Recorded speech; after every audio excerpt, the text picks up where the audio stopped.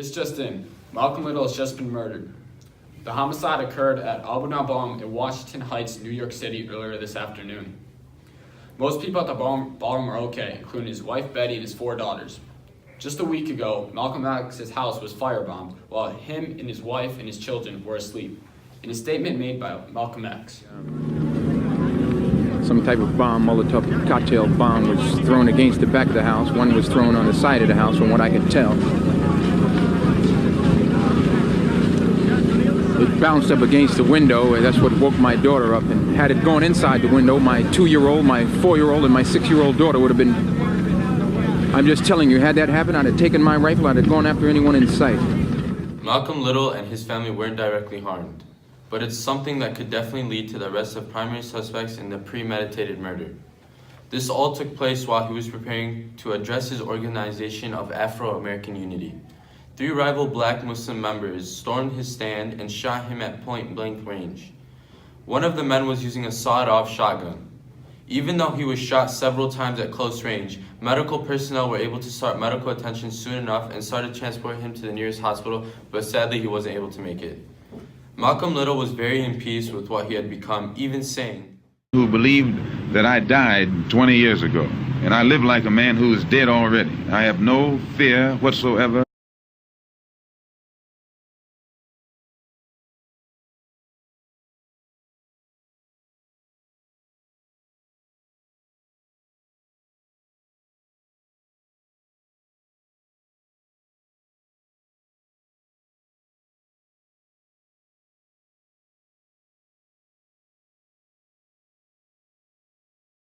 My name is Kobe Reed, and this is Channel 3 News, and today we will be remembering Malcolm X. It was this day in 1965 that this tragedy happened. The assassination of El-Haj Malik El-Shabazz, better known as Malcolm X. Now we will go over his life story and his influence on the world. Malcolm had a rough childhood. The KKK killed his father, Earl Little, for advocating the ideas of Marcus Garvey. Malcolm was only 6 at the time. His mother was declared as paranoid after Earl's death. This caused Malcolm and his 7 siblings to be taken by welfare and put into various foster homes and orphanages. He was a good student, but then dropped out when he realized school was no good for him. In his later teens, early 20s, he then turned to crime and drugs, which got him arrested for lunacy and breaking and entity, which warranted for his arrest and sentenced to 10 years in prison. While in prison, Malcolm X was introduced to Elijah Muhammad, religious leader and leader of the Nation of Islam. Elijah Muhammad taught Malcolm to read between the lines of the white man's word and how they are always trying to second grade in everything they do. He taught him that the whites are the devil and they can never be integration, only separation. He encouraged black nationalism and independence. Malcolm's time in prison allowed him to focus on reading, religion, and what it means to be Muslim. He was able to talk with Muhammad by letter throughout his sentence. When his sentence was through, he went to see Elijah Muhammad, and from there, their relationship took off. Malcolm soon became the Nation of Islam's minister and spokesman. Malcolm then would go to America and spread black nationalism and pride. They thought that the black people in the United States needed to reunite with ancestry roots and complete separation from the whites in order to have peace. He wanted to disregard the whites, saying that whites can help us but not join us. There can be no black-white unity until there is first some black unity. We cannot think of uniting with others until after we have first united amongst ourselves. He was trying to teach people with the Nation of Islam that the white man has taken them away from their culture and religion, and they are separated and stuck with the devil. The first step to combat this is to unite with each other and their ancestry roots and to become more self-sufficient. with Malcolm's time with the Nation of Islam, there's been multiple rumors that he was trying to overthrow Elijah Muhammad because of his increasing popularity, and the Nation of Islam started to dislike and distrust him. Then Malcolm found out that Elijah Muhammad has had multiple mistresses and childs that he did not care for. Malcolm got in trouble for saying the assassination of JFK, was as I saw it, as a case of the chickens coming home to roost. I said that the hate in white men had not been stopped with the killing of defenseless black people, but the hate allowed to spread unchecked had finally struck down the nation's chief magistrate. This remark caused Elijah Muhammad to put Malcolm on a 90-day suspension with no talk to the press.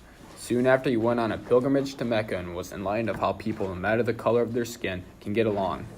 Malcolm X had a huge effect on the civil rights movement even after his death. Huey Newton and Bobby Seale are two of many people who were upset with Malcolm's death. Malcolm's death, along with police in San Francisco shooting and killing an unarmed black teen named Matthew Johnson, motivated them, and they founded the Black Panther Party based on Malcolm X's self-defense ideas. The Black Panther Party wanted to protect black neighborhoods from police brutality and represented black nationalism. Sometimes, whether you have or not, and I think probably you have sometimes, it seemed to me, been preaching hate to meet hate. I don't advocate any kind of hate. But there's a lot of talk that sounds very much like it. No, I think that the guilt complex of the American white man is so profound until when you begin to analyze the real condition of the black man in America, instead of the American white man eliminating the causes that create that condition, he tries to cover it up by accusing his accusers of teaching hate. But actually, they're just exposing him for being responsible for what exists. Well, that's something of an argument, but I've heard speeches made by some of the people of your group. I think I've heard you make speeches. It seemed to me that you were advocating, what I would have to describe, I think, as violence to meet the serious injuries that have been done your people, with which I totally agree. I don't call that violence. I don't in any way encourage black people to go out and initiate acts of aggression indiscriminately against whites. But I do believe that the black man in the United States and any human being, anywhere, is well within his right to do whatever is necessary, by any means necessary, to protect his life and property, especially in a country where the federal government itself has proven that it is either unable or unwilling to protect the lives and property of those human beings. Malcolm X also mentored Muhammad Ali. Malcolm had a great influence on Muhammad, even convincing him to change his name from Cassius Clay to Cassius X. Then Elijah Muhammad gave him the name Muhammad Ali. Muhammad Ali wrote that Elijah Muhammad, who had taught him to see white Americans as blue-eyed devils, had accomplished much in terms of black racial pride, but that Malcolm was the first to discover the truth, that color doesn't make a man a devil. It is the heart, soul, and mind that define a person. Malcolm X was a great thinker and even greater friend. I might have never become a Muslim if it hadn't been for Malcolm. Also, a movie was made based on his autobiography, directed by Spike Lee, while Denzel Washington played Malcolm X. This helped people today see what Malcolm had accomplished and what he was trying to do. More recently, Beyonce used Malcolm X's speech to show that society today has the same problems, and even though Malcolm has passed, his words and knowledge still applies to today's world. We feel that the problem, number one, of the black man in America is beyond America's ability to solve. It's a human problem, not an American problem or a Negro problem.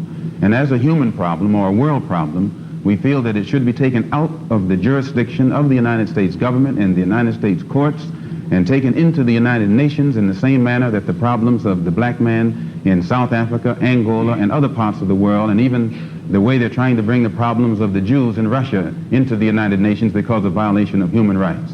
We believe that our problem is one not of violation of civil rights, but a violation of human rights. Not only are we